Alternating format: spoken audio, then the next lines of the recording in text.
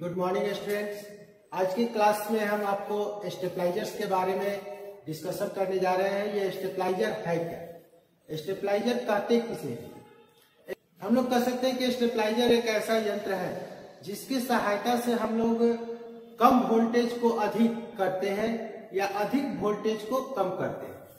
अर्थात जो वोल्टेज को कम या अधिक करने के लिए हम लोग जिस यंत्र का प्रयोग करते हैं उसे हम लोग स्टेबलाइजर कहते हैं। स्टेबलाइजर तीन प्रकार का होता है। पहला होता है मैनुअल स्टेबलाइजर। मैनुअल स्टेबलाइजर हम लोग उस स्टेबलाइजर को कहते हैं जिसके द्वारा हम लोग केवल वोल्टेज को घटा सकते हैं या बढ़ा सकते हैं।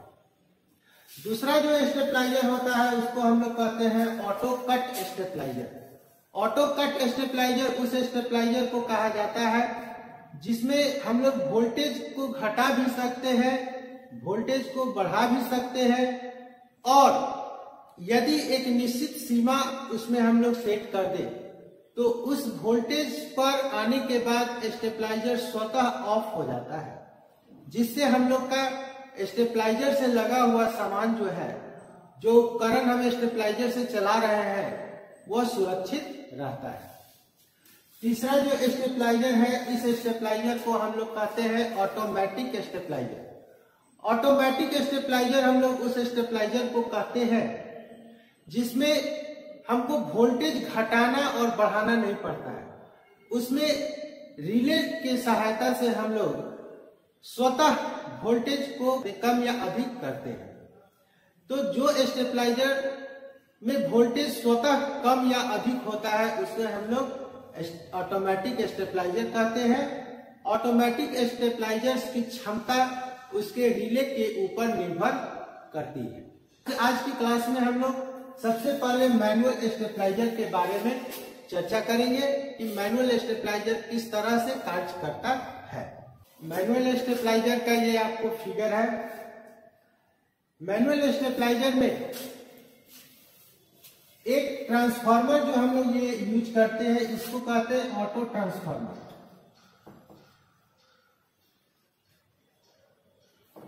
यह ट्रांसफार्मर तीन तरह के वोल्टेज में आपको आता है। 140 वोल्ट से 250 वोल्ट, 90 वोल्ट से 200 वोल्ट 250 वोल्ट और 50 वोल्ट से 250 वोल्ट। यह ट्रांसफार्मर आपको जो 140 वोल्ट का रहता है वो 10 वोल्ट का गैपिंग के साथ रहता है, 20 वोल्ट, और इसमें 4 स्टेप तक 20 वोल्ट और बाकी पर 25 वोल्ट का अंतर होता है। जैसा कि आप ये फिगर देख रहे हैं, मेन लाइन का एक तार ट्रांसफार्मर के कॉमन पर जोड़ते हैं, वही तार वोल्ट मीटर, ग्रीन लाइट और 5 पिन सॉकेट के एक सिरे पर जुटा हुआ है। मेन सप्लाई का दूसरा तार फ्यूज पर जोड़ते हैं, फिर से ऑन ऑफ स्विच पर जोड़ते हैं, ऑन ऑफ स्विच के 2 वे स्विच के पोल पर जोड़ते हैं।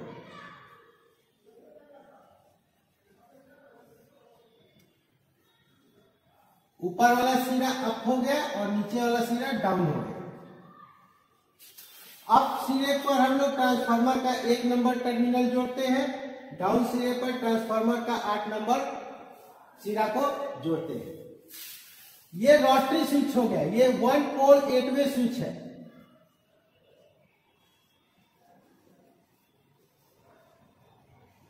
ये 1 पोल 8 वे स्विच है।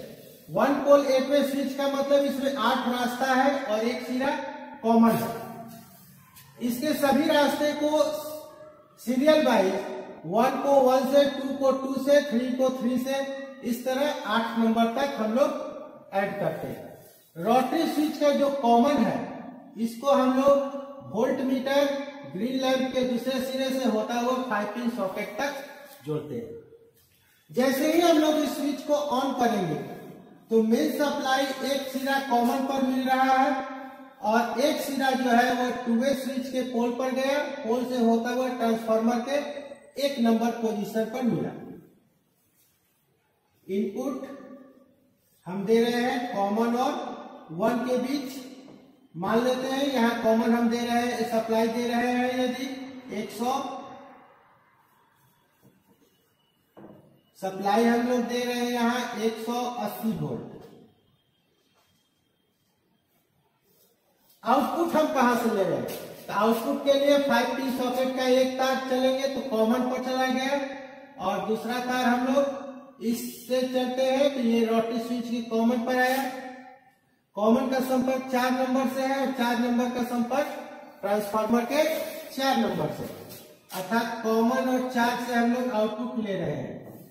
तो अगर 140 वोल्ट का ट्रांसफार्मर ये यूज हम किए हैं तो यहाँ पर कॉमन और 1 पर सप्लाई दे रहे हैं और कॉमन और 4 से सप्लाई ले रहे हैं, अर्थात 1 2 3 स्टेप सप्लाई ये बढ़ा देगा, यानी 30 वोल्ट हमको आउटपुट में ज्यादा मिलेगा। तो यहाँ दे रहे हैं 180 तो यहाँ मिलेगा 210 वोल्ट। उसी तरह अगर रोटरी स्विच को ये चेंज हम लोग करते हैं, रोटरी स्विच को चेंज कर हम लोग 6 नंबर पर अगर कनेक्शन कर देते हैं तो इनपुट तो कॉमन और 1 पर हो रहा है, लेकिन आउटपुट कॉमन और 6 पर हो रहा है। तो यहाँ पर हमको कितना स्टेप सप्लाई बढ़ जा रहा है? 1 2 3 4 5, अर्थात 50 वोल्ट सप्लाई बढ़ जाएगा, तो ये हो जाएगा 220 वोल्ट। इसी तरह से अगर हम लोग इसको 8 नंबर पर रोटरी स्विच को चेंज करते हैं तो सप्लाई 20 वोल्ट और बढ़ जाएगा, अर्थात कॉमन और 8 पर देते हैं तो सप्लाई 250 वोल्ट मिलेगी। तो ये हुआ एक अवस्था का, यानी इस 2 स्विच को हम लोग अप पोजीशन में रखेंगे और रोटरी स्विच को 1 नंबर से 8 नंबर के तरफ चेंज करेंगे, तो हमको हर एक स्टेप पर वोल्टेज 10-10 वोल्ट के हिसाब से बढ़ता हुआ मिलेगा। अब हम लोग देखते हैं इसको, इस स्विच को डाउन पोजीशन में कर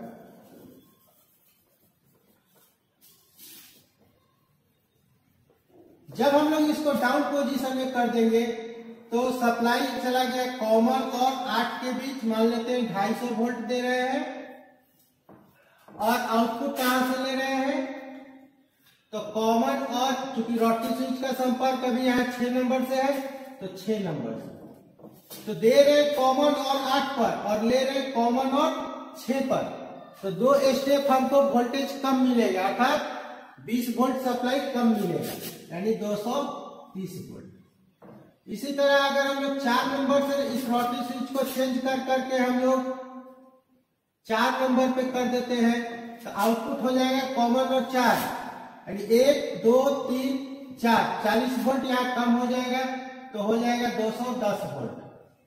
और इसी तरह अगर इस रोटरी स्विच को हम लोग चेंज करके 1 नंबर पर कर देते हैं तो आउटपुट मिलेगा कॉमन और 1 पर, अर्थात 10 20 30 40 50 60 70 वोल्ट कम मिल जाएगा, अर्थात यहाँ पर हो जाएगा हम लोग का 170 वोल्ट। तो इस प्रकार हम लोग देखे इस स्टेबलाइजर में कि किस प्रकार से अप और डाउन करने पर वोल्टेज हमारा वैरी कर रहा है। अब हम लोग देखते हैं इस स्टेबलाइजर में अगर कोई खराबी होता है तो हम लोग चेक कैसे करें। चेक करने का 2 तरीका है, एक इनपुट के तरफ से और एक आउटपुट के तरफ से।